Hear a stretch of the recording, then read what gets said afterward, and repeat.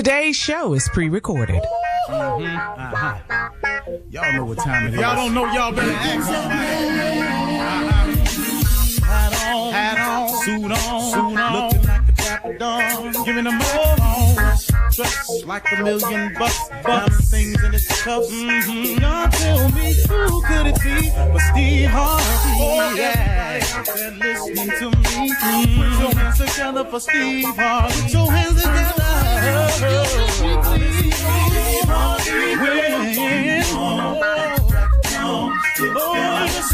Steve Harvey, why don't you join? Yeah. Whoa, Steve Harvey, come on, y'all. You better give me some eggs right now. Steve Harvey, yeah, join in with me. Come with me, help me say, I'm so afraid to go home. You gotta turn it on, yeah, turn it on. Steve Harvey in the moment, y'all.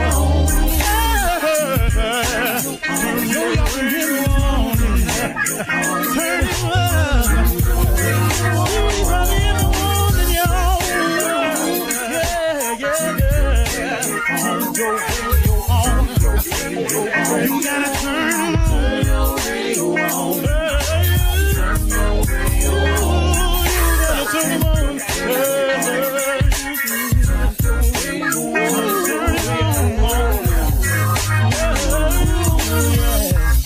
Turn them up, Steve Harvey got to turn them out. Steve Harvey turn them on to the morning, y'all.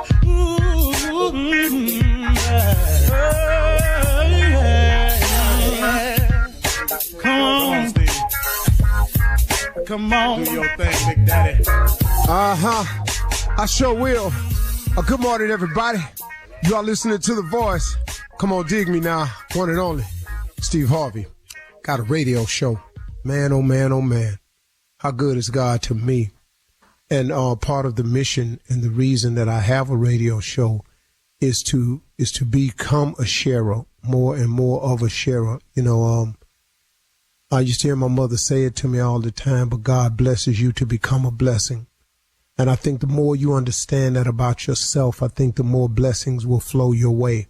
I think that once you understand the principle that, but it's kind of tied together with some other scriptures, and I'm not too knowledgeable about them, of course, as usual, but I do know what I've heard, and, if you look at something simple as do unto others as you would have them do unto you, wouldn't you want somebody to help you if you needed help? I just know how to get it down there to where I've been able to understand it. If there's a scripture similar that it says, do unto others as you would have them do unto you, or if that's, in a prayer, would not you want somebody to help you if you needed help? You've heard you reap what you sow. Do you understand that if you sow discord, that discord is going to come your way? That if you hate gonna come your way. If you blog nothing but negative comments about people, your life will be filled with negativity. If all you do is talk about people, then guess what? Somebody got to turn that gun around and talk about you. See, it just stands to reason. So what I've learned in my life and through all the trials and tribulations that I've had is to take those lessons and share them with people in case you ain't heard it from somebody else. See, sometimes, and the reason it seems like I'm redundant at times, is which I am, is because I'm always trying to find a different way to say the same thing. Because it's a funny thing, man. You got to hear it a certain way for it to click with you. How many times have I heard a saying and then I heard it a different way that it clicked with me? I've heard this saying right here. Remember this now. Everybody's not happy for you. We've all heard that, right? Everybody's not happy for you. Well, that's very simple. That don't need no explanation. That simply means of all the people you know or do not know, when something happens to you and you celebrating it, everybody not going to join in on the celebration. That's all that is. But then you take it one step further. My father used to say something to me all the time. He said, son, everybody come with you, can't go with you. I didn't get that when I was 15. Everybody come with you, can't go with you. He said, you're going to lose some of these friends you got along the way. But I don't care where you get in life. Know this right here. Everybody can't go with you. If you are constantly trying to improve yourself, you constantly have to take assessment of the people around you. Because if you are going to continue to go and continue to grow, then guess what? You got to have people that's on the go and willing to grow. Or else, guess what? You're going to learn a valuable lesson. You know, the late boxing promoter, Butch Lewis. I was talking with Butch Lewis one time. And, man, what a good brother, man. He said every successful man is doing what I call, he got rope work to do. He got rope work to do. He got to put in work on rope. And I'm sitting there listening to Butch Lewis and all the money he had made and all the people's lives he had changed and all of the moves he was making and his incredible skills as a negotiator on behalf of some very, very wealthy people. He was just an amazing man with no education, but he read everything. Butch Lewis read all the papers, all the periodicals. That brother knew everything. He said, you got to put in rope. And I was sitting there listening. He said, here's the analogy, little brother. He said, you are on rope. There's a thick rope. You have on no shirt. You have on some tattered clothes. You have on no shoes. Your shorts is cut off just below the knee and they tattered. And you got dirt on you and you're sweating. There's this huge raw rope over your shoulder. There's burn marks on all of your shoulder. Connected to that rope is a wagon. That wagon has all your weight on it. All your responsibilities, all the people you're responsible for, all your children, your wife, your family members, your employees, your co-workers, your friends. They all on that wagon, man. They just sitting there. He's saying what you got to do is you got to pull that wagon up the hill. Now, only thing with it is can't nobody help you pull your wagon. You pull your wagon alone. He said, now, what you can do along the way of pulling your wagon is you can find yourself a good wife, a good woman. He said, now what that woman does is she get down off the wagon. She fan you while you pull it. She put water on you while you pull it. She put stuff in your mouth while you pull it. She kick rocks out the way while you pull it. But she pulling for you. But she is equally as important as you are on the pull of the rope. He said, you hear me clearly now, young soldier. He said, nah, get this here. He said, it's people on your wagon that you're responsible for. But you want the people on your wagon to help you get your wagon to the top. So what you hope is that they got their foot hanging over the side, pushing. They got one leg over the back, or maybe both legs over the back, pushing. They might have their butt on the wagon, but they push you with both legs. They back facing your back. Maybe some of them facing you, but one of them got left leg hanging over trying to push. And you hope that all them people on the wagon you pulling is back there at least trying to help the wagon get to the top of the hill. Here go your problem though. Everybody ain't pushing. Everybody ain't pulling.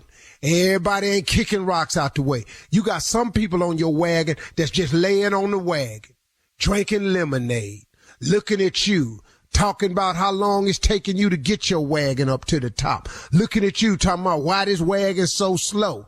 Then when you start picking up speed, they want you to pull harder, you to pull faster, you to pull more. Then they want you to throw what you done earned on the way up the hill back on the wagon so they can have more. But guess what? They ain't helping you get more. But they got a sense of entitlement that since you got more, they should have more. Everybody come with you, can't go with you. Sometimes you got to kick the people off the wagon that ain't pushing and pulling and say, hey, man, I'm sorry. I thought I could do this with you and I thought you was going with me, but it's clear to me you ain't nothing but dead weight, and it ain't my responsibility to carry dead weight anymore. I have carried you as long as I have to carry you. You are no longer my responsibility. I'm responsible for my family, my wife, my children. I'm not responsible for you. You got to get off my wagon because I'm a man on rope. I'm on a mission, baby. I'm pulling.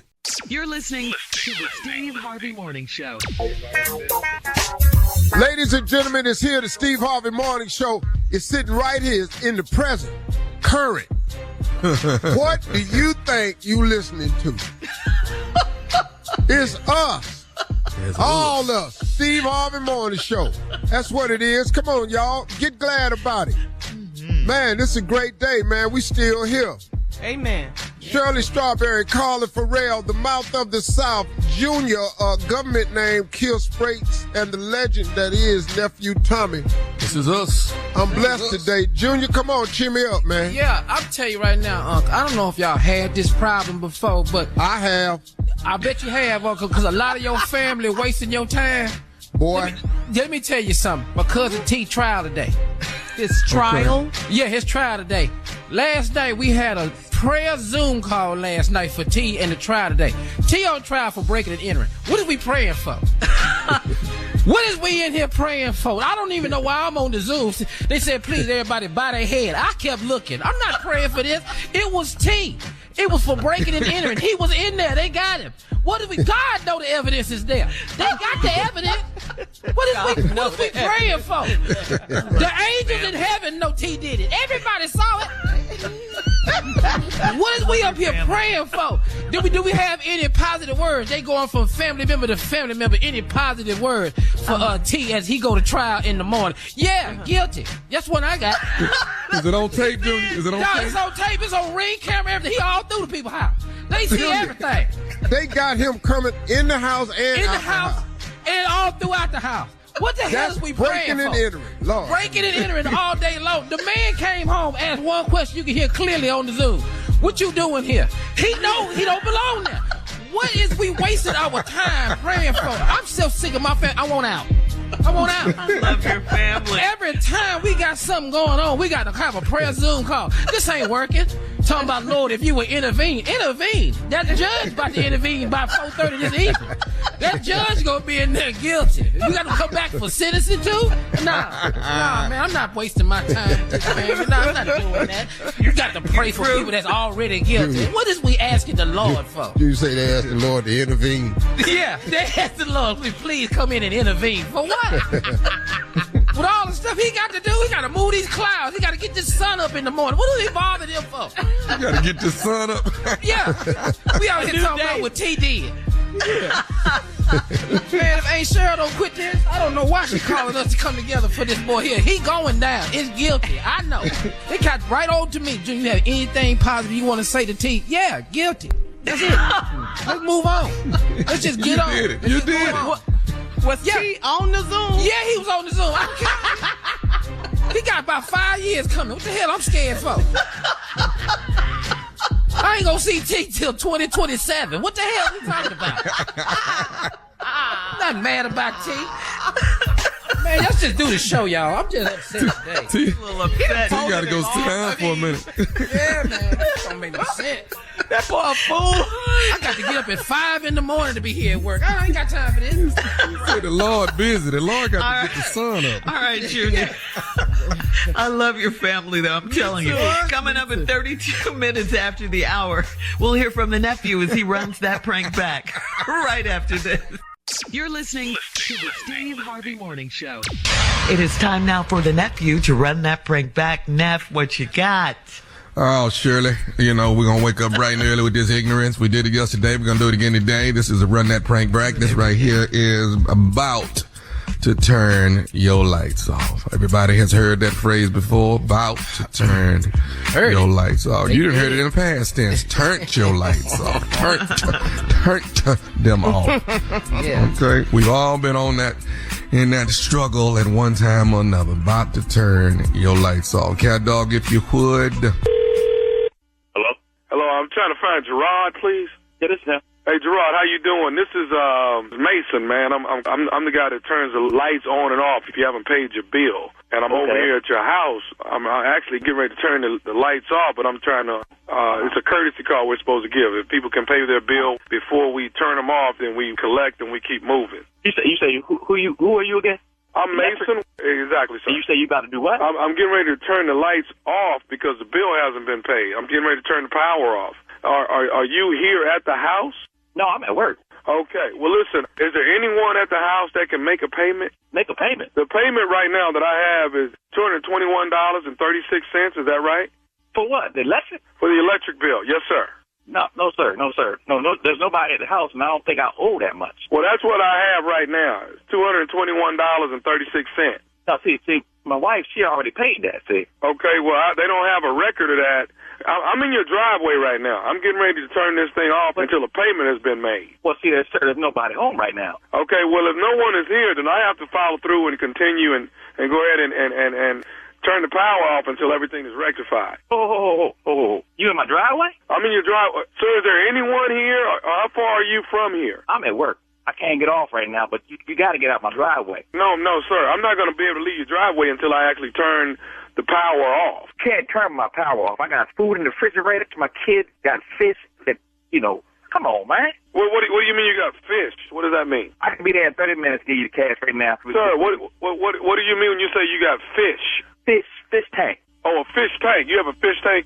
Okay, well, sir, I understand that, but Sir, listen, I'll be there in 30 minutes. You stay right there, don't touch nothing.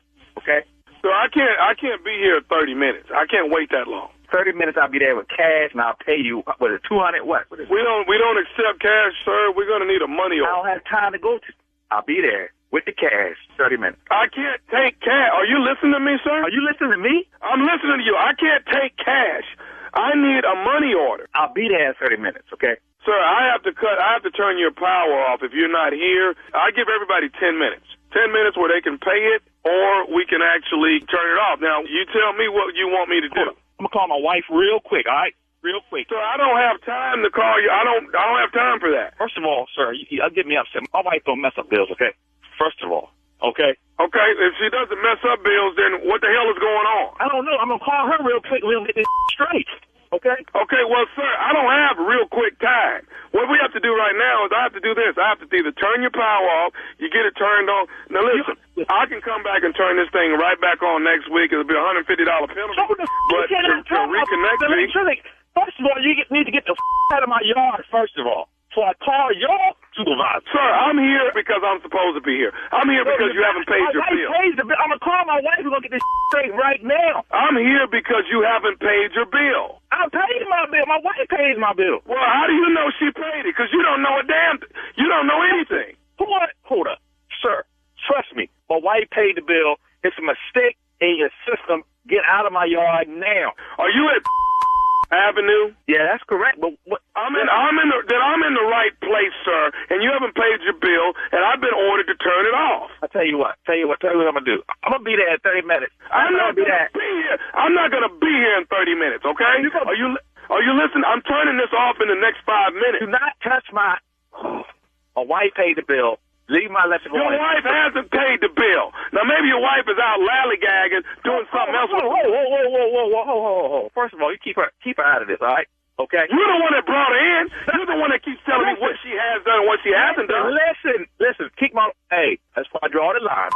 I'll be there in 30 minutes. Me and you can talk. I'm not going to continue to go back and forth with you, sir. I don't have 30 minutes. I got 10 minutes. You understand me? I'm going to leave right now. I'm going to get in the car right now, okay? I'll be there in 30 minutes. Sir, I don't have 30 minutes. I'm turning it off. You can call downtown and get headquarters to turn it back on, and we'll come back out here, and it's a reconnect fee for $150. So I got to come up with $300. Oh, hell no. Listen, sir, your bill is $200 and something, and that's going to be a $150 reconnect fee. That's some what the No, hell no. Hey, I'll be there in 10 minutes. Okay, well, sir, and I've told you before, you have 5 minutes to get here. No, listen. Let me call my neighbor real quick. Hold up. Let me call. I don't have time for you to click over and call other people, sir. Is there somebody that can give me a money order right now? Yeah. Right now, I can get you a money order in 5 minutes. Okay, now who's going to do that? I don't know. I call my wife. I told you your wife is the reason why you're in this situation. I'm going to report you to your supervisor. How are you going to report me when I'm out doing my job? You should report your wife for not doing what she's supposed to be doing. Listen. I don't care what you say. Do you want your lights on or off when you get here? I want my lights on. What the do you got lights on? Your lights are getting turned off in the next 2 minutes because your wife didn't pay the damn bill. I'll tell you. Excuse me? I'll tell you. Listen, keep my wife's name out your mouth. Hey, I tell you what, you know what my supervisor would tell you? I don't give a what your supervisor gonna tell He me. would tell you that you have been talking to nephew Tommy from the Steve Harvey Morning Show. You just got pranked. Oh, that's some stuff, man. I was on my way to... Your coworker got you, Joseph. He got you. I'm gonna get his... Man, don't do that no more, man. Man, you had me... Hey, I got one more thing to ask you, man. What is the baddest radio show in the land? Come on, man. Steve Harvey Morning Show with nephew Tommy. I did it. Yes, I did. I did it. It's me. We know. It's All right, nephew, thank you. Coming up next, it is Ask the CLO. Chief Love Officer Steve Harvey in the building, ready for you. You're listening to the Steve Harvey Morning Show. Coming up at the top of the hour, we'll have a special guest, Mr. Ed Gordon, our friend, our family member, the legendary journalist, Ed Gordon, the commentator, the author. Ed will join us to talk about his new primetime news show on BET and VH1. That is coming up at the top of the hour. But right now, it is time to ask the CLO, our Chief Love Officer, Steve Harvey, in the building to try and help you with your love questions. Here we go. Jewel in St. Pete says, I've been dating a man for a few months and he used to work with my dad. When my dad found out about us, he told me that my boyfriend got fired for stealing office supplies. Do I break it off now or take my time and form my own opinion? Well, everybody done stole office supplies. Ain't like he stole a car or, one of the trucks from down there at the company. Who ain't stole office supplies? Pens, paper. For the first time ever in my house one time, I owned a stapler. I have never bought a stapler. He's never won. Why? Who buy a stapler? Yeah. Dog, I had a stapler at my house, man. I had a paper cutter. I stole a paper cutter one time. I was cutting paper in my house. Yeah, with the big blade on it. I don't even know why I stole that. How did you steal it is a question. How'd you get it in there? Put it under something, carried and put it in my car. I stole from the cafeteria. Who ain't stole no office supplies? I break up with no man because he stole office supplies. Does her dad just want you know to this why you break up? can't run for nothing. You do know that. You know this why. Well, it's Background check. I'm gonna go right back to old something Carla taught me. The word is alleged. Hello. Yes. You better use it, baby. They don't have no proof. It's not what you know, it's what you can prove. And then all these is right. jokes any damn way. Donald Trump can be president. You can run for office. Hello. Okay. Next one, Shirley. Raven in Belize says, my boyfriend and I were hanging out with some of his friends, and one of them brushed against me and told me I had nice lips. I just smiled and quickly walked away. My boyfriend asked what he said. Do I tell him the truth or keep it to myself? No, you need to keep that to yourself because the energy we have about that type of stuff is different. So as long as you don't respond, no, don't tell your man that one. Because you have no idea what that could go. Now, the question you need to ask yourself, Raven, is, did you want him brushing up against you? Did it bother you what he said? You got some nice lips. And then moved on. And just walked away. And that's all he said. You got some nice lips. He can't say that in front of your boyfriend. So he paid you a compliment personally. Now, that means him and your boyfriend and him ain't that close. Y'all was hanging out with some people. That ain't his boy.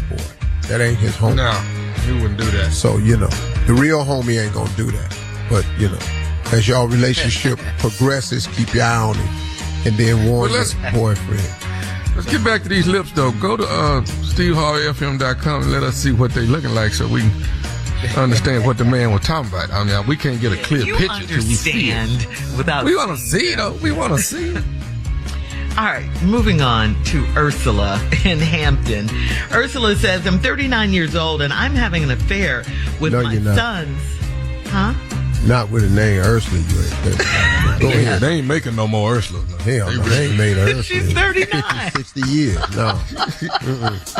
That's young for Ursula. Come on, Shirley. Anyway, she's having an affair with her son's best friend's dad, okay?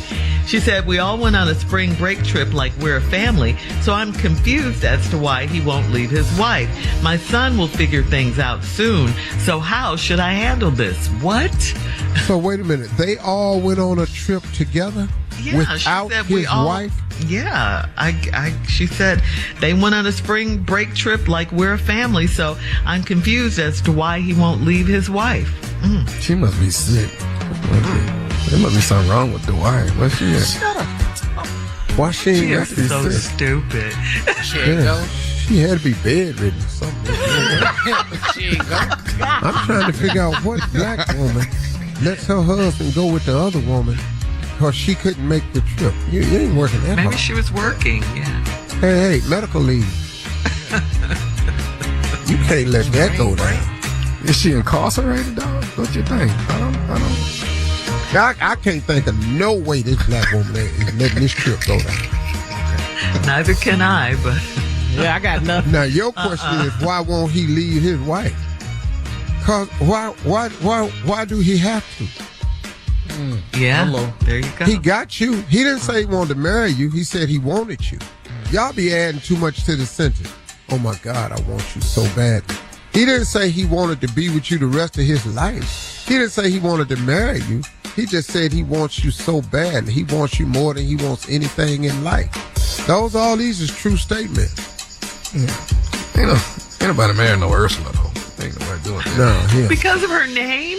Well, I'm not going to be sitting up there trying to work out sexy Steve ways and to say Ursula. I'm not fit to be doing this here. Steve, grandmama here. She 39. Why she gotta be?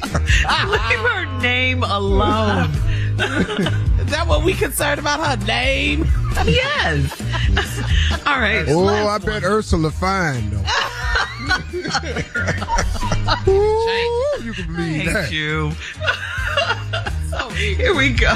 So, all right, moving on. Last one, Steve. Catherine in Stamford. Catherine says, I'm married to a man that won't wear his wedding band. He wants to get a tattoo on his ring finger instead. I don't think that's good enough, and he said I'm overthinking his decision. Is a tattoo acceptable to you? Am I overthinking things? No, because then it ain't a ring, it's a tattoo. Yeah. You gotta put the ring on, bro. Man, if I tattoo my left hand, third finger, you know how many stories I'm going to have about that tattoo? What? Like, give us one. I'm married to Christ. Okay. I'm married to my dreams and visions. Yeah. And every time I look at it, it reminds me to remain dedicated to all the goals I've set to myself.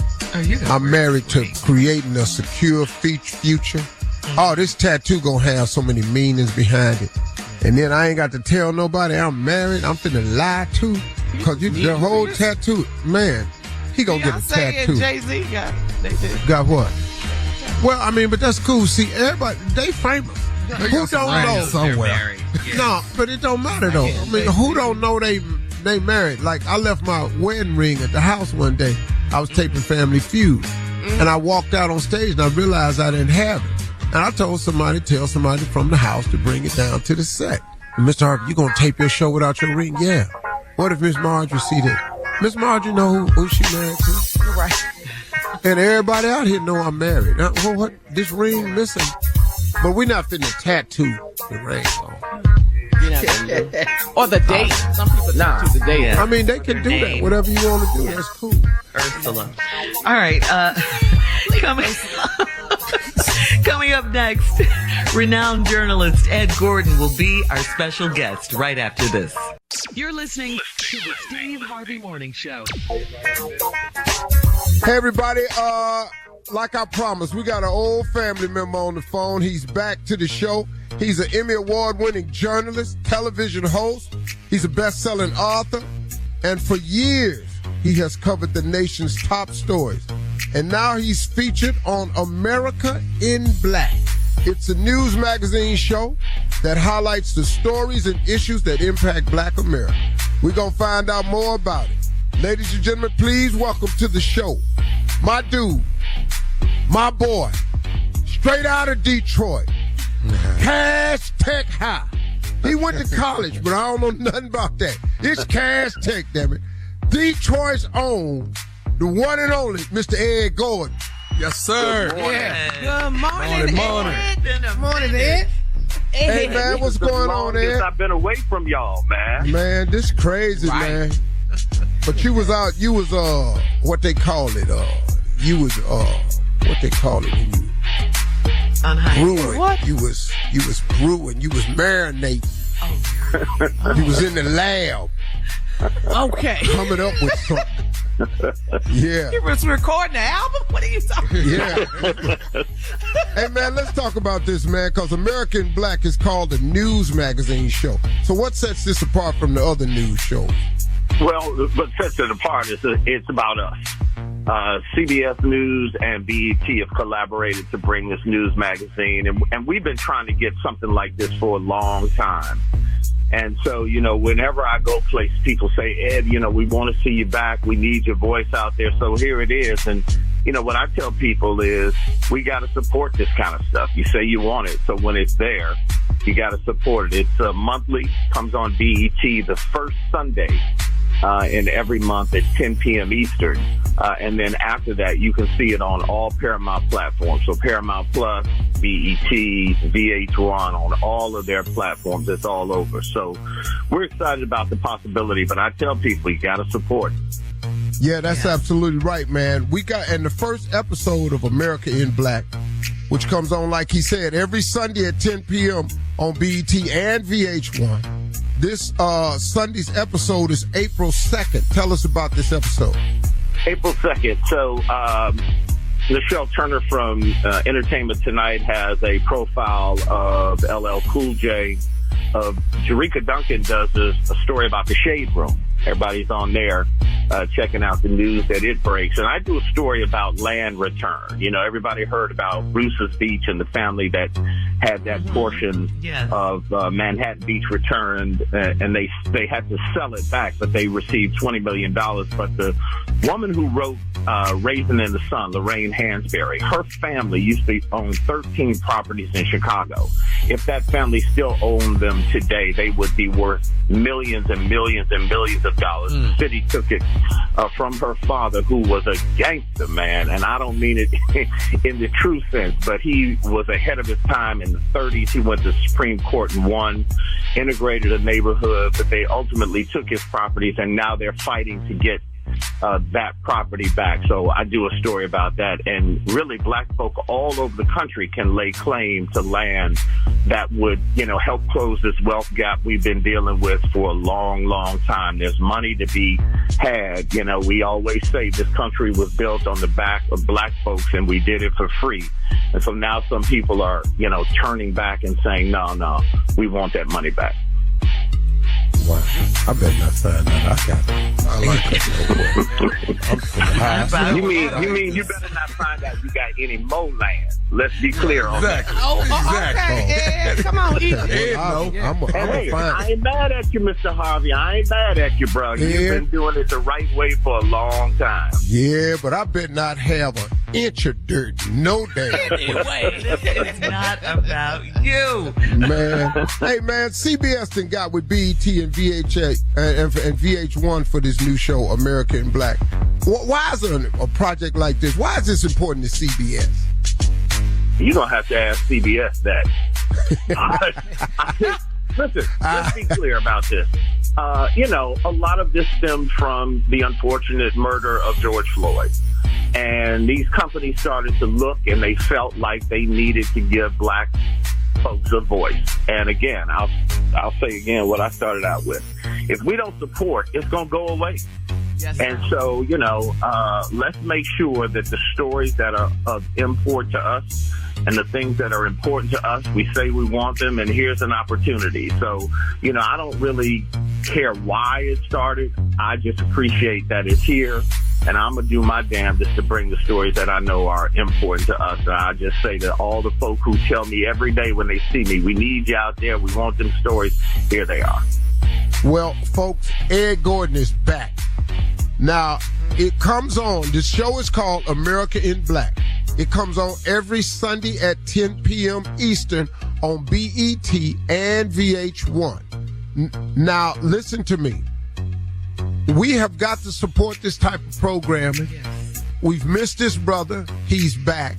And the only way for these programs to keep coming is we got to support them. So we got to take advantage. Get off of TikTok and get off of damn Instagram. Quit making that your news source. Half that stuff ain't right no doggone way. Let's get behind Ed Gordon. It starts this Sunday night, y'all, 10 p.m. Eastern on BET and VH1. This Sunday's episode, April the 2nd, starring the one and only Ed Gordon. Ed Gordon, congratulations. We looking forward to this Sunday, man, and thank you, brother. I appreciate y'all and love y'all, man. We got it. Ladies and gentlemen, Ed Gordon. Yeah. We watching, Ed. We got you. Got you, man. Yes, sir. Hey, y'all, we'll be right back with more of the Steve Harvey Morning Show right after this. Don't go nowhere, because I'll still be here. Me and these fools I work with. You're listening to the Steve Harvey Morning Show. All right, so Steve, we know you have your new product, Elevate Out, the healthy green powder. So tell us about it. I mean, you know, on the show we're using it and all that. So we want to just find out more about it. Let the people know. Elevate. Well, I think the best way to talk about it, I can talk about it, but I don't want to be a salesman. Well, I got into the health and wellness space to try to help people change some things about them. Digestion, energy, brain fog, you know, that type of thing. And I found a way, and I do it. I mean, look I'm very clear in the mornings. It's obvious. Yeah. You know, my team is clear. Now, Tommy, you're using the product. Yep. Junior's using it. Carla's using it. And my husband. And you should see Tosh. So before he goes to the gym, because, you know, he's a mortgage loan officer. So he's like on the phone, on Zooms, conference, you know, like all day. So when he gets ready to go to the gym, Steve, he has his tumbler and he puts it in and he's shaking it like it's a martini. It's so good. You drink it so fast. Yeah, so he in there shaking it, and then he drinks it, and then he goes to the gym. So, you know, he gets his energy boost. He loves it. He loves the chocolate. So it's all It's a good boost. It's a good boost of energy. And it lasts pretty much most of the day. That's what I like about it. Oh, yeah. All day. And that flavor, that cherry, I don't know what y'all drinking, but that cherry. Chocolate. I'm chocolate. Oh, I like the cherry. y'all got to get on this cherry. Y'all got to get on this Junior? I'm on the cherry. Tommy, I'm with you. I'm on that cherry. You know, we get up early in the morning to do this show, man. And then normally before this, though, I would tire out by 2 o'clock. Just tire out, hit the wall. Yeah. I don't have none of that problem no more, man. I go all day until all my business is finished for the day. And you think it's called to Elevate You? Yeah, absolutely. I can tell. Before then, I was hitting the wall. 2 o'clock? Oh, man. Now, folks, I didn't tell them this is what they had to say. This is just unsolicited. You did. There are so many testimonials out there about how good this green drink is that I've come up with because I took some time and I hired the right people. And this drink really does what it's supposed to do. If you are trying to be rid of brain fog and you want to be just a little bit more regular. Your gut health is key. Say that regular. I will say this. Jackie got some issues with it. Because it's giving me so much energy. I'm chasing her around that damn house when that boy come home from school. I'm just trying to tell you. I'm chasing her all the way around this house. I'm just saying. Getting on her nerves. I'm just saying, you ain't got to leave here to 2:30 to go get that party. You ain't got to leave till 2:30. Amen. Now you preaching about elevation. Just go to elevateyou.com. L''evate. elevateyou.com. All right. Thank you. Coming up at 34 minutes after the hour, a TCU football coach had a very necessary talk with his team about sexual harassment, and the video has gone viral. We'll let you hear it right after this. You're listening to the Steve Harvey Morning Show. Texas Christian University's assistant AD and strength coach Kaz Kazadi had a very timely and very frank talk with his team about what, quote, consent and sexual harassment are. A cell phone video of the conversation has gone viral, and it has received a lot of positive feedback. Take a listen. Let's finish on this. Consent. Remember we went over consent? Deserves. Good. You're with a young lady. She has to consent to every act. So if you were in the car with her and something went down in the car, that does not mean that something has to go down at the apartment. If y'all did something in the car, that does not mean something else has to happen. That next day, you cannot assume that it is okay to send a or something like that. If you're in study hall and a trackster walks by you and she's got tights on and she's going to study, you can say, look at that fat. That's sex and harassment. She has every right to turn around and press charge against you. If you're not quite sure what the to say, picture it being your little sister or your mother, and then shut what you call the up. Are we clear? Yes, sir. That's what I'm talking about. Yes, sir. Yeah. That's what I'm talking about. Clear message. You need people to be real clear about this thing. Yeah. Now, here go the people. Why is he talking to the children like that? Because your damn children away from you is doing stuff that's very unchildlike. And you trying to get the message home. And the people kill me, man. Like some people you talking about, Mr. Harvey, heard you talk to, I had a minister one time, came to my boys' camp. And I was talking to these boys who was doing something wrong. And I was cussing them. The minister said, Mr. Harvey, I disapprove of that. If you're going to be talking to these kids like that, I'm going to go home. I said, well, brother, you don't have to talk to them this way. You don't have to talk to them this way. But I know who I'm dealing with right here. See, you just walked up and heard it. You don't even know what they was doing. You disapprove of the way I was saying it to them. If you knew what they was doing and what they was getting ready to do. Right. The same thing you used to do when you were a kid. Bruh, and then hey man, the minister got mad and left. Whatever, dude. Look, man, y'all be tripping with the method and the way people say stuff, man. You don't know how you got to deal, especially boys, man. I'm sorry. Now, if you can talk to them the way and get through to them, that's cool. I got plenty of people come to the ranch, talk cuss-free. Plenty of speakers come up there, don't say a mumbling word. But I've been with you for 5 days. Now, on day 4, I done told your ass, we ain't doing that over here. And you done it again? Okay, I tell you. All right. But a very timely message from the coach to the players, to the team. I mean, perfect, man. Yeah. In this day and age, man, you can't say what you want to say to people. And this is the problem, man. The athletes are losing scholarships. Athletes are losing careers. Their future. Actors are losing careers. Yes. People are losing everything they spent their whole life building up to because they had a moment. Hey, man, it took hundreds of years to build Rome. Rome fell in a day. Behind what? Yeah. Some woman. Come on. Yeah. Come on. That's not a slight on women. That's the power of women. That's right. If you don't think women are powerful, women can crumble countries, empires. I mean, but it's outstanding for this coach to speak out and to care about these kids that he's coaching, that he's looking out for every single day, because it's just like you said, Steve, they can lose their future, their scholarships, their college education, just like that. Like that. For everything like that. you work for a moment. Right. Yep. And then sometimes, a lot of kids don't want to hear it if their parents tell them. They need to hear it from somewhere else outside a different of the home. messenger. Yeah, like their coach, like a friend, like someone like that, So this is good. Thank you, coach. A good cussing coach. Boy, ain't nothing like it, huh? Good cussing coach. Shout out to Coach Gunn. Yeah. What? That was your coach, Junior? Yeah, cussing. Yeah. All right. Coming up next, the nephew and the prank phone call for today, right after this. You're listening to the Steve Harvey Morning Show. All right, coming up in about 4 minutes after the hour, it's my strawberry letter for today. And the subject is, my ex was on my couch. Huh? Excuse me. Well. But it could have been worse now. It could have been worse. He could have been somewhere else now. He could have been in the bed. Ooh, yeah. Last thing you want to do is wake up with your ex. That's the last thing you want to do.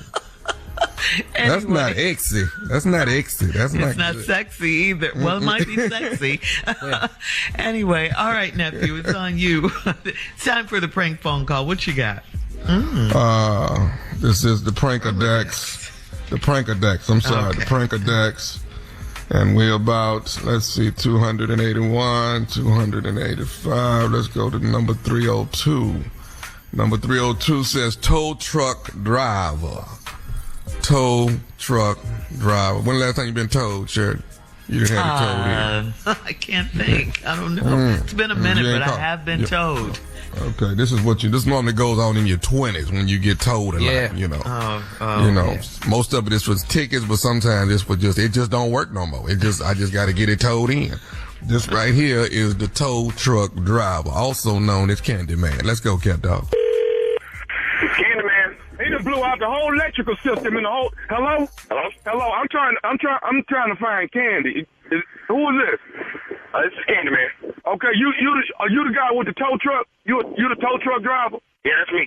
Trucking. Okay, hey man, you jump started my girl's car 3 days ago and blew the whole electrical system out, man. I did. Hold on. Let me get back to my truck. You said I did what now? You do jump people's vehicles when they got a stalled vehicle, don't you? Right, that's what I do. I jump vehicles, yes. Okay, so you actually did my girl's car about 3 days ago, man. You jump started her car, but now when you over jumped it is what you did. Okay, you done blew out the whole electrical system in the whole car, the dashboard, everything is just completely out. And they talking about this gonna be about $1,500 to get this fixed. No, I'm sorry. Now who is this now? My name Kenneth, man. But my girl Sheila, man, you jump started, you over jumped her car. Well, just wait a minute, Kenneth. There's no such thing as over jumping a car. You can't over jump a car, man. Man, let me tell you a country. Now, whoever told you that, that's just dumb. Hey, let me tell you something, man. You over jumped my girl's car. Okay, and you blew out the entire. You can't over-jump a car. What do you mean? That's what you did, man. You done blew out the entire electrical system. The entire dashboard is completely dead. The people at the dealership saying it's gonna take $1,500 to get this thing back up and running. Well, you may want to take it somewhere else because they're trying to rip you off. There ain't no such thing as over jumping a car and blowing. And if she drove off that day, then she should be fine. I've jumped plenty of cars. I jump cars all day long. People always need to jump. I've never over jumped a car blown out of the electrical system. Look, you over jumped this car, okay? And that's the reason why it's completely shut down. All the fuses are blown out.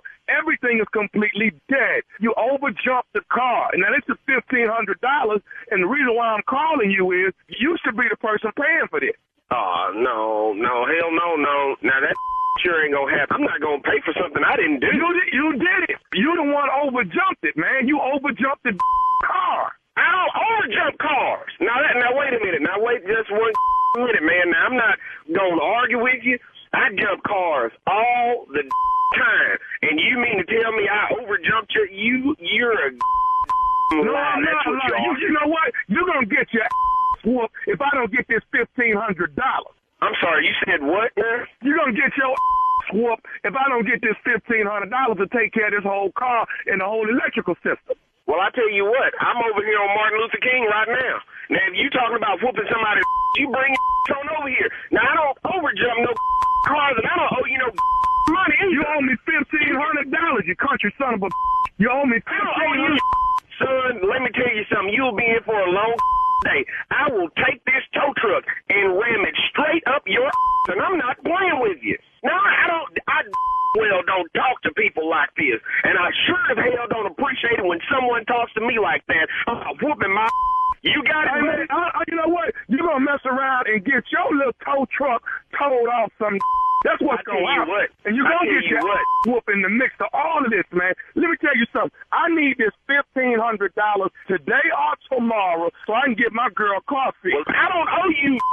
Where did I jump this car off at? Because that's exactly where I'll meet you at. You jumped my girl car off at her job. She was downtown at her job. What street? Because I'm down there a lot. I don't know what street it is, but she worked downtown. See, so that's the problem. You're such a dumb You don't even know what street it's on. And you know I owe you $1,500. You are crazy as hell. I promise you $1,500. I'm gonna get this $1,500 out your. Now you're gonna make a decision on which one you want to do. Either you're gonna bring me the $1,500 today or tomorrow, or I'm gonna have your whooped. You got till 5 o'clock tomorrow Eve. Son, you ain't gotta wait on tomorrow. I made my decision right now. Ain't gonna happen. Ain't ever gonna happen. I don't owe you. And if you can get it out of my son, you can have it. But I bet you this much, you better pack a lunch. It's going to be a long night for you, buddy. I don't care how long it's going to be. You're going to get a $1,500 whooping. That's what you're going to get, Candy or Candy Man. You're going to pay this $1,500. You can call me what you want to call me, son. But I tell you this, after I whoop your you'll call me something else. You country. Listen, son, I've got to go. I got work to do. I've got somebody outside waiting on me right now to hook up their car. I ain't got time to be arguing with you, son. All right? Now, if you really want to find me, you really want to find Candyman, everybody out there knows how to find me. You understand me? So if you really want that $1,500, son, you come and get it. But I ain't got time to be sitting here arguing with you all day. I got work to do. I got to get back out of this truck. I got one more thing I need to tell you, and I want you to put this in your mind good and strong. Are you listening? I'm listening to you, son, as long as you ain't going to say about me giving you $1,500. I'll tell you what, I want to tell you this. This is Nephew Tommy from the Steve Harvey Morning Show. You just got pranked by another record driver named You know what, that son of a that son of a you know what? You're listening to this, because I sure owe you a $1,500 whooping, son. And there you have it, ladies and gentlemen. Stupid as stupid can get. Best in the business. The entitled the king. The entitled the king. I didn't give that name to myself. They gave it to me. They say I am the king of them there prank phone calls. All right? You earned that, baby. You earned that title. Earned it. Earned it. All right. But I am a fool, and there's some more fools with me, and we getting together. A bunch of fools on April Fool's Night, starring Monique, me, hosted by yours truly, Nephew Tommy, Rodney Perry on the bill, Dominique up in the building, Kia Junior Boy Spates in the building. We at Texas Trust, baby. Texas Trust down in Dallas, Texas. That's Saturday night, April 1st. This coming Saturday, April Fool's Comedy Jam. Tickets are on sale right now at AXS.com. A as in Apple, X as in X-ray, S as in Sam. Tickets on sale. Laying in the cut, April the 15th, the Laugh and Love Show. That's the Laugh and Love Show. Nephew Tommy, Bubba Dub, and Life Jennings. We giving a little laugh and love. See, me and Bubba, me and Bubba Dub got the laugh, and Life Jennings got the love. All right, tickets on sale right now. We will be at the Sky Pack. That is April the 15th. Come on down. The tickets on sale right now. Okay. All right. And then laying way in the cut at the end of April is Nephew Tommy and Lou Nail getting together. Oh, Lord. Oh Lord. God. I want to go to that show, too. Philadelphia. Oh, my God. Here we come. It sound like Philly to me. Well, it sound like me and Lou Nail. That's what it sound like. It sound like it's going to be crazy. So you don't want to miss it. We are coming to Philly. Sound like Philly to me. There you go. All right. Stupid is moving around the country. There's a lot of evil and hate moving around, but I'm trying to bring a lot of ignorance and love around too. A lot of laughter. All right, nephew. Thank you. Coming up next, it is a Strawberry Letter subject. My ex was on my couch. We'll find out what that's all about when we get into that right after this. You're listening to the Steve Harvey Morning Show. It is time now for today's Strawberry Letter. And listen, if you need advice on work, on sex, on relationships, parenting, and more, please submit your Strawberry Letter to SteveHarveyFM.com. All you have to do is click Submit Strawberry Letter. We could be reading your letter live on the air, just like we're going to read this one today. And you never know, it could be yours. So write us. It could be. Buckle up and hold on tight. We got it for you. Here it is. Strawberry Letter. Thank you, nephew. Subject, my ex was on my couch. Dear Stephen Shirley, I'm in my mid-30s and I got divorced a year ago and I was getting over my ex-husband and I had started dating someone new. I got the house and the divorce and my ex did not have a problem with that until he found out I was dating a man that's way more handsome and put together than he's ever been. He got jealous and started texting me things about the man being over to my house all night, and he said it wasn't a good look. I blocked his cell number and I blocked him on social media, but our mutual friends kept him in the loop about every little thing I did with the new guy. It got messy, but I was only focused on this new guy and losing weight because he is so fine. One of my girls popped by one evening and my new man was painting the kitchen with his shirt off. She went and spread that bit of tea, and then my ex-husband started riding by my house. He sent a message to me through my sister saying we need to talk about selling the house. This is my house, so I knew that was a lie. I thought avoiding him would make him go on with his life, but it only made him try harder to get to me. When I got home Thursday, his car was parked out front and my front door was opened. I called my sister to tell her that he was there, and she encouraged me to go inside and talk to him. I found him sitting on the couch crying. He pulled me close to him and he apologized for cheating and said he can't stand to see me with another man. I've waited for that apology for almost 2 years. He said he will never stop loving me. My heart melted. We made love and then he asked for a second chance to get things right. Is he being sincere or is he doing all of this because he is jealous? Well, of course he's doing all of this because he's jealous. I mean, it's getting back to him that you got a new man and he's fine and all of that. But yeah, he's jealous, but he didn't think about any of this when he was out there cheating on you. Now, did he?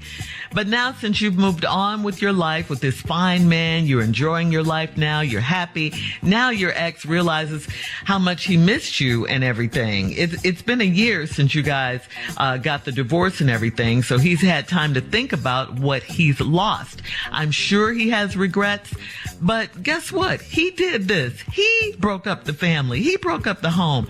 We all know life is about changes. We know that. And the wrong decision, life is about choices, I should say. The wrong decision can affect you for the rest of your life. And clearly your ex didn't make the right choice and he acted stupidly when he cheated. I mean, that's obvious. My suggestion is if you want to move on, would be to put the house on the market and sell it, okay? Just like your husband suggested. Move away, start over if you can. Your ex won't let you have any peace. You see that in this house you two used to share, because he just can't stand the sight of another man in what he thinks is still his home.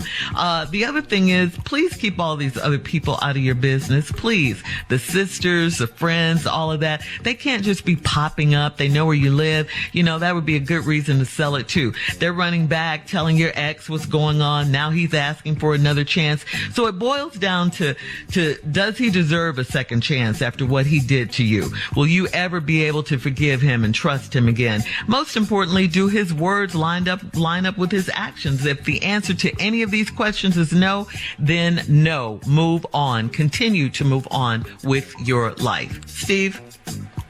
Well, my ex was on my couch.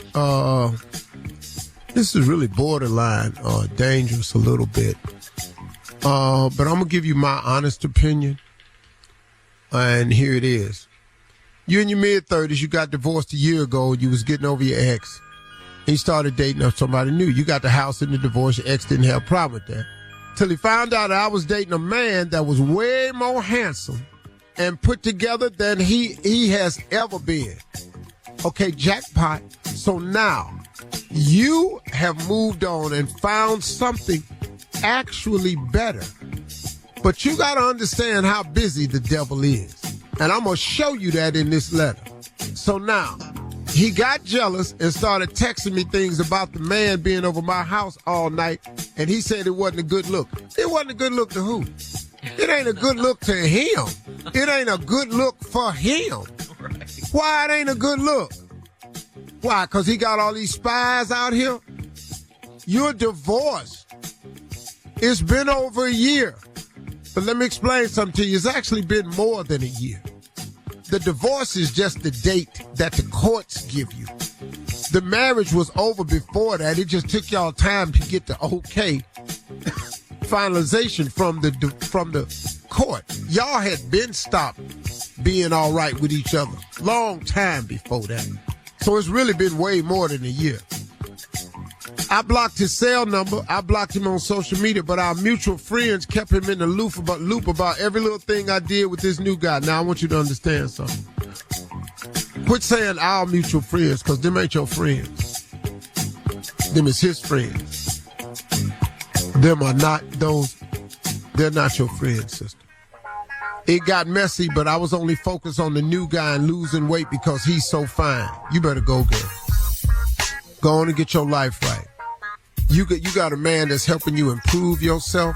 You got a chance to be happy. When I come back, I'll tell you the rest. All right, Steve. Hang on. We'll have part 2 of your response coming up at 23 minutes after the hour. Today's Strawberry Letter title, My Ex Was on My Couch. We'll get back into it right after this. You're listening to the Steve Harvey Morning Show. All right, come on, Steve. Let's recap today's Strawberry Letter. The subject, my ex was on my couch. What? You done got a divorce from your ex-husband. Why you got a divorce, I don't know. He cheated, I understand later on. But he been doing you wrong for a while. You've been divorced for over a year. That's just the legal moment that the courts allowed it. Your marriage was over long before that. So it's been over 2 years probably since you've been out there in the dating game. So you got out there. You done met somebody way finer than your husband than he ever been. And your husband is jealous, start telling you stuff about the man, and it wasn't a good look.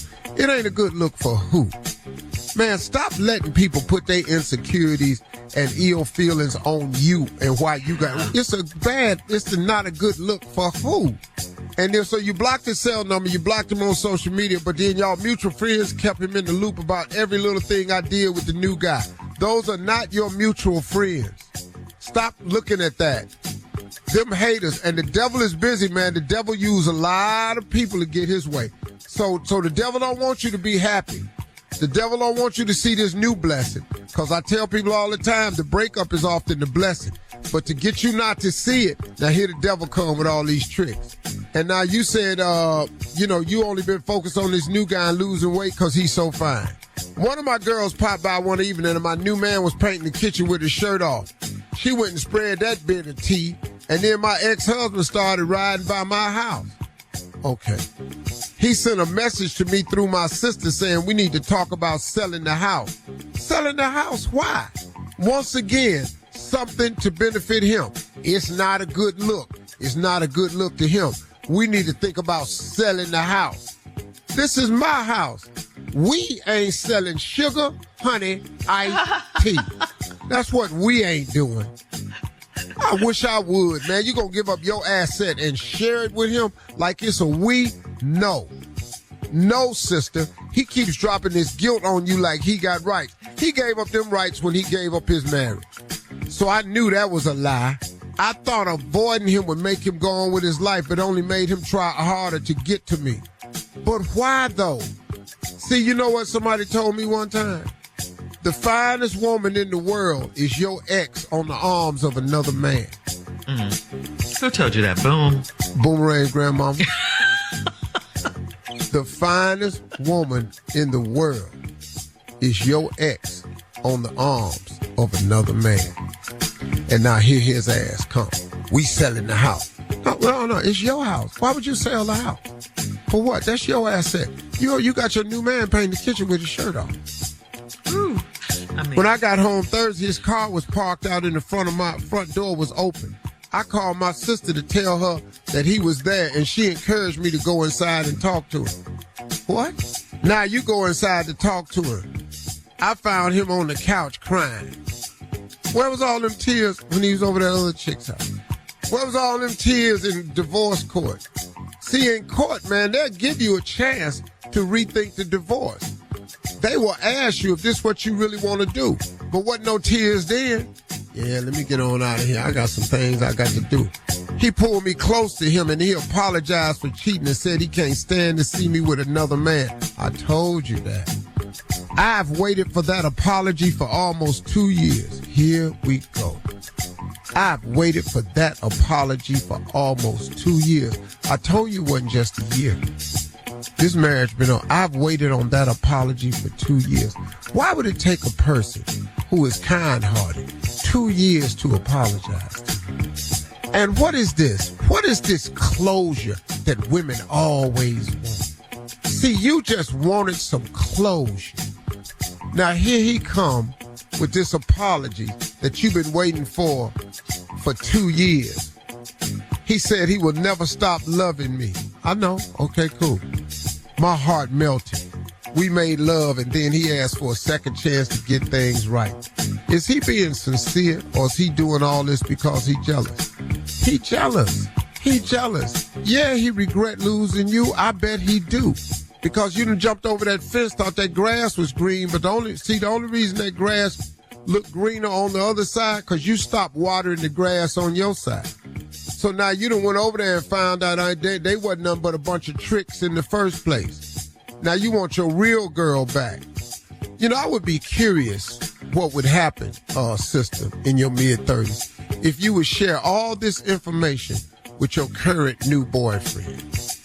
Just share the information with him. He may have a plan for you that's way better than this fool ever had for you. You may have a blessing right in your house. And now you finna mess up and listen to this fool right here? If I were you, before I make a decision to go back to your ex-husband who divorced you, always remember why you got the divorce in the first place and what has changed since then. Well, what has changed since then? If I were you, I would sit down and have this discussion with my new man and see what his intents are before I go back to this one. This don't sound good to me, though, sister. It really don't. All right, Steve, thank you. Leave your comments on today's Strawberry Letter on Instagram at Steve Harvey FM and check out the Strawberry Letter podcast. Coming up next, it is Junior and Sports Talk right after this. You're listening to the Steve Harvey Morning Show.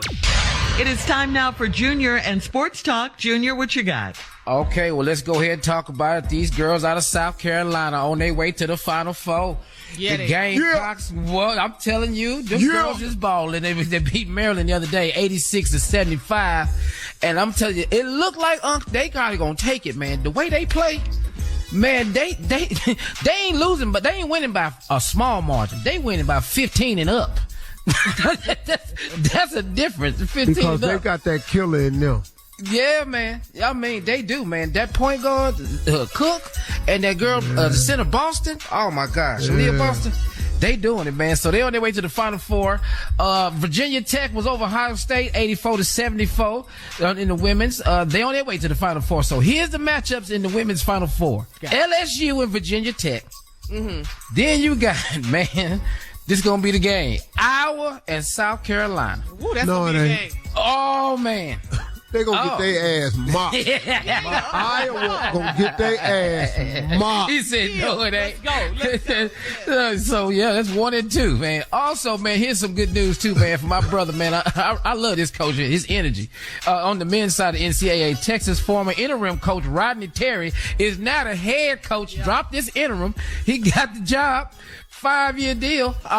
Great. That brother, man, had a lot of energy, man. Took Texas to Elite 8, man, but I'm just glad they did the right thing and kept him. He got the 5-year deal, man. Well, who in the Final Four for the men's Final Four? Thought we talked about that. Miami. He know damn well. Yeah, no, I know he wants to say Miami. No, I don't. FAU and San Diego State.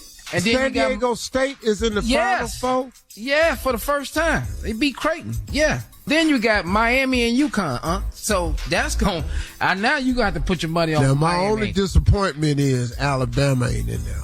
Yeah. That's my only disappointment. That's your only disappointment? This is only disappointment. Well, I was trying to tell y'all about Miami. I know Miami, though. To win. Yeah, I did too, but not that much. I had kind of told it, y'all. Yeah, you kind of told it. We know, man. San Diego State, boy, that's Cinderella right there. They in there, man. So here we go. San Diego State, I ain't never had no basketball team. I don't know what's happening. San Diego State, what up? San Diego State ain't never had a basketball team. They surf. They got one now. They got one now. Volleyball. Where the hell they get some damn basketball players? They in there, so let's go see, man. It's gonna be some good basketball this weekend. I'm excited because the championship game is coming Monday night. Yes. So Yeah, Miami's playing who? Miami is playing UConn. Florida. Oh, UConn. Yeah, Miami playing UConn. You could possibly have 2 Florida teams in the finals. In the finals. You could possibly. You could. Yeah. It's possible. We're going to see. Yeah, come on. FA. Florida Atlantic. All right, Junior. Thank you. Thank you, guys. Coming up at the top of the hour, we'll talk about Drake canceling his concert right after this. You're listening to the Steve Harvey Morning Show. All right, so Drake has some very upset fans in Sao Paulo, Brazil. He was scheduled to perform at Lollapalooza on this past Sunday, but Drake canceled his show. He canceled it just hours before his call time, and his production team said he had to cancel due to unforeseen circumstances. But his picture surfaced showing Drake hanging out with 50 Cent at a Miami strip club the night before. His fans became even more outraged, yes, and blasted him on social media. He couldn't say he missed his flight because everyone knows he has his own jet. I mean, after all, we're talking about Drake here. So... Shirley, a strip club is unforeseen circumstances. You ain't never seen that. Yes, it is. Yeah. The show tomorrow. God, dog. So here's the question. Have you guys, comedians, I know you travel a lot, have you had to cancel a show at the last minute like Drake? No. What was your excuse? I haven't. Hell no, because I ain't never had the money Drake got. I got to go. I got to be there. We can't be late. We there the day before. Yeah. Yeah, and Steve always taught us to get there the day before because... And miss my money because I'm at a strip club. Steve Harvey's make money. Sense to you? Drake got that. But Drake can miss some shows. I got to be there. Yeah. No, I ain't missing nothing. Yeah. No. Tommy, you in Dallas now, ain't you, Tommy? Already. Show sad. I'm here. Okay. No. But Steve, you did miss the show, right? Because you were traveling. You wanted to get there the day of the show, and that's what taught you the lesson. I think that's I missed 2 shows in my entire career.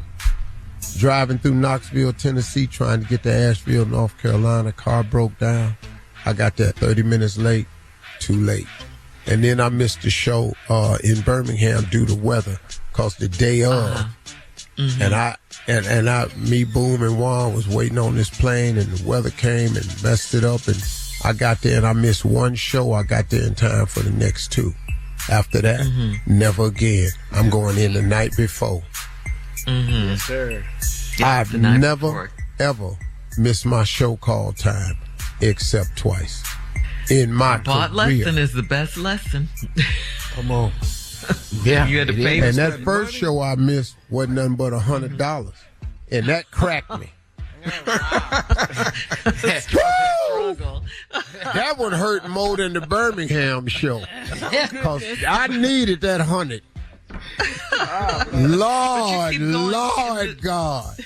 If you keep going on this path, though, that you're on now with all these lessons and everything, you're going to be something one day.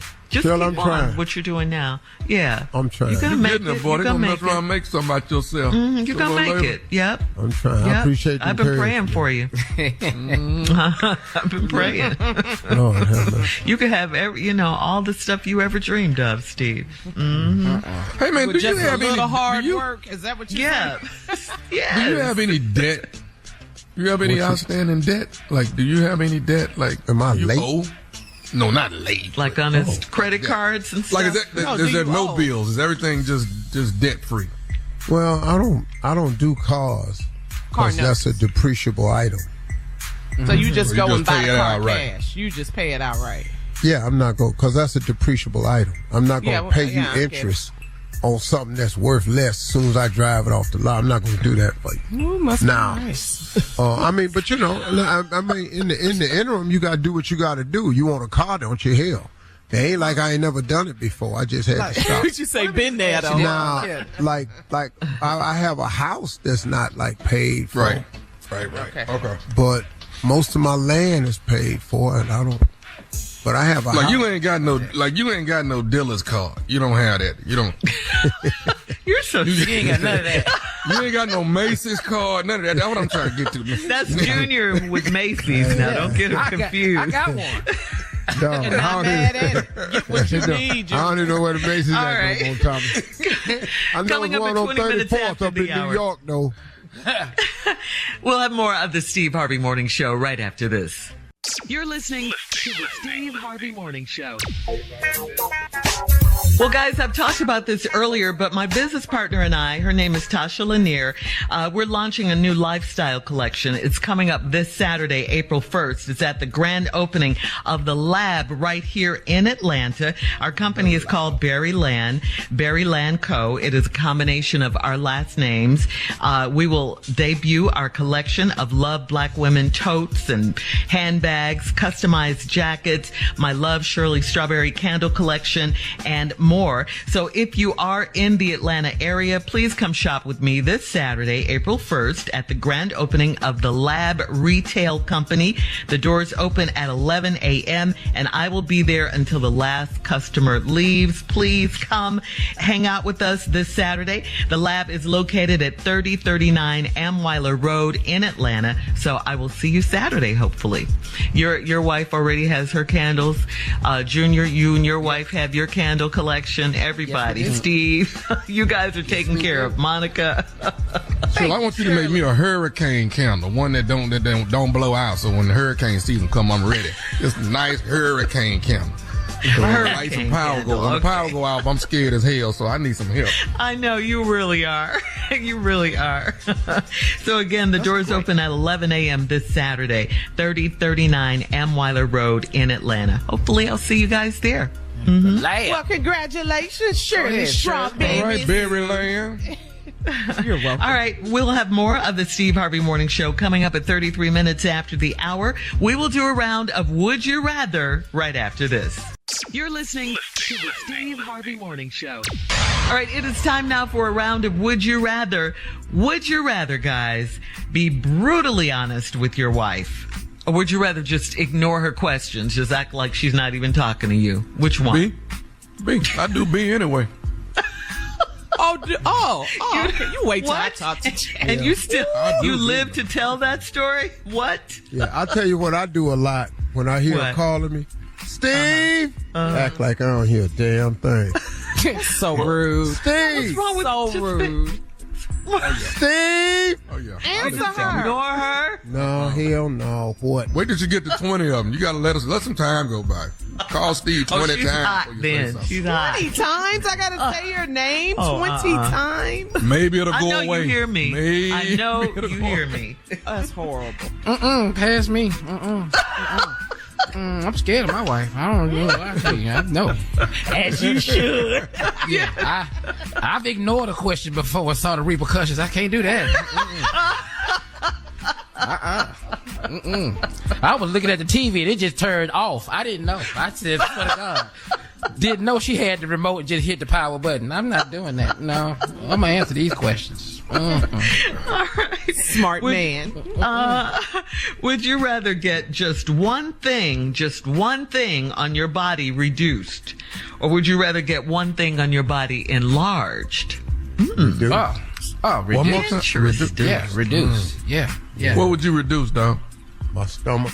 Cut that bad boy right on down. Ooh, I'm with I'll say I have so many rolls of muscle on this thing right here. Yes. Ooh, you quit talking to me. Family Feud gonna have a problem because all I'm wearing is vests. And we have talked about these bottoms. You will have some bottoms on. I don't want no shirt though. Steve. Or either all my shirts is gonna be fishnet shirts. And crop. Just sexy with it. No, I ain't gonna crop them. You ain't gonna do that too much. Yeah, Good no. look, though. Show off that six pack. Yes. Yeah, Oh, I'm getting my legs elongated. Yeah. yeah. Elongated. He got to. Elongated. So you can be taller. Okay. Steve said. So he can see what it's like up here. Right around 6'1". I ain't trying to go too tall. 6'1", man, your nose will be bleeding all the time.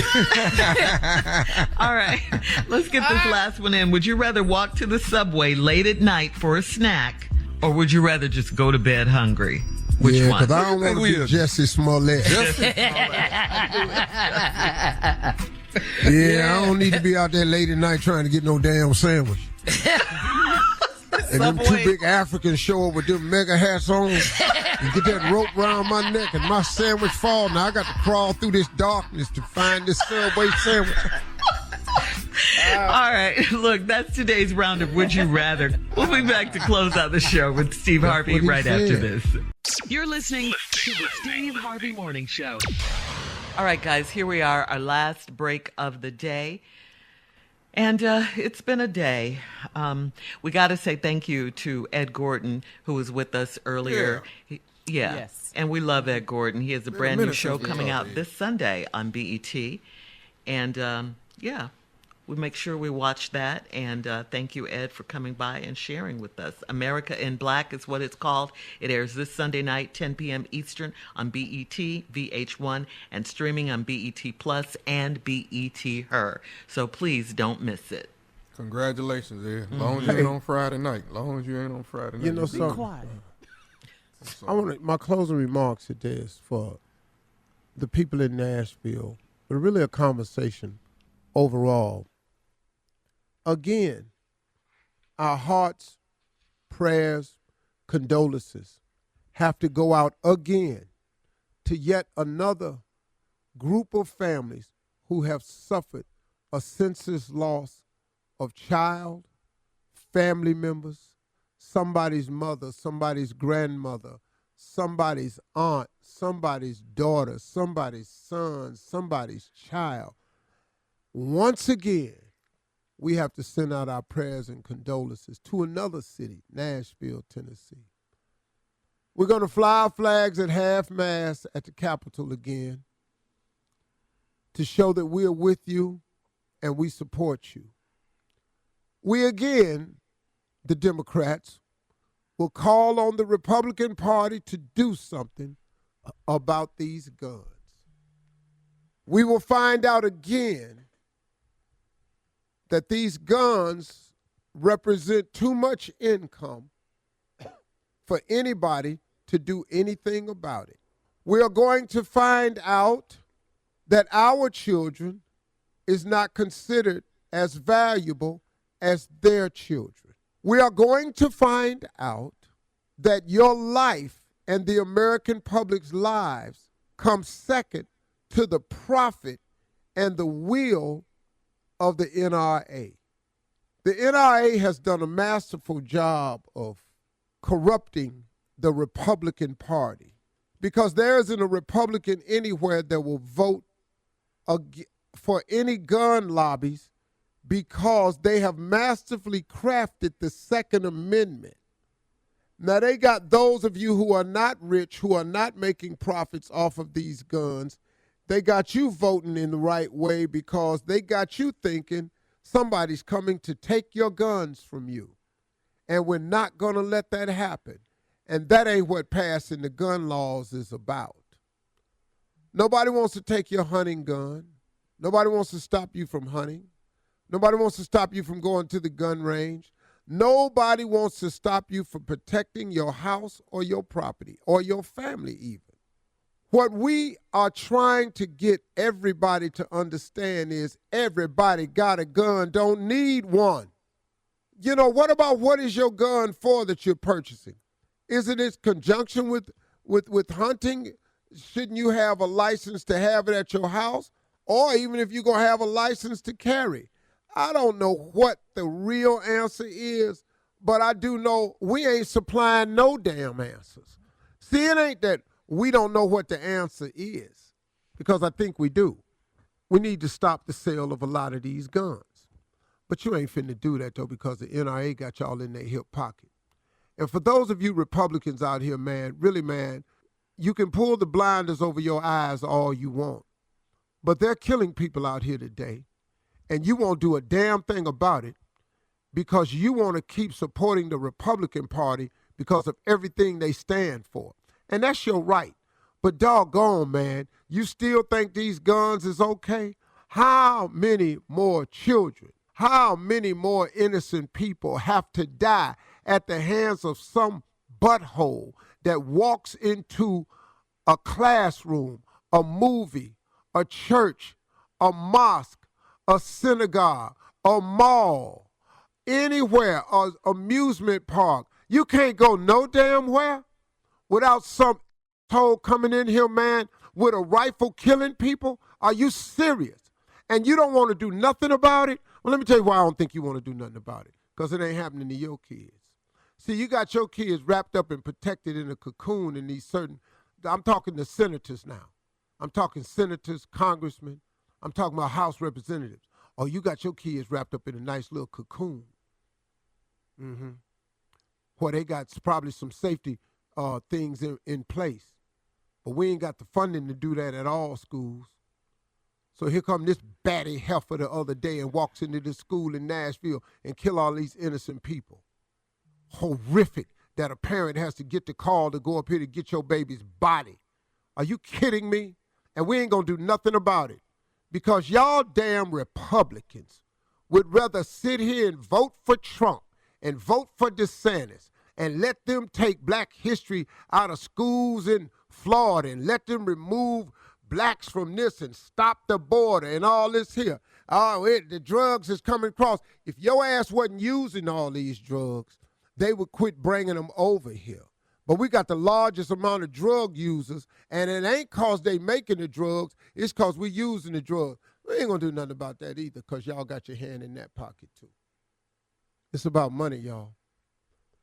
It's about that almighty dollar. OJ said it best. People will sell their precious body for a small piece of paper. It carries a lot of weight for that mean green. And that green is more important in these lives out here.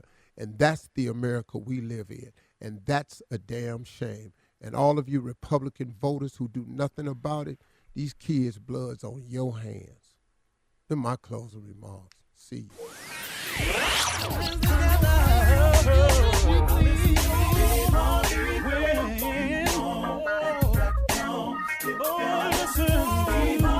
For all Steve Harvey contests, no purchase necessary, void where prohibited. Participants must be legal U.S. residents at least 18 years old unless otherwise stated. For complete contest rules, visit SteveHarveyFM.com. You're listening to the Steve Harvey Morning Show.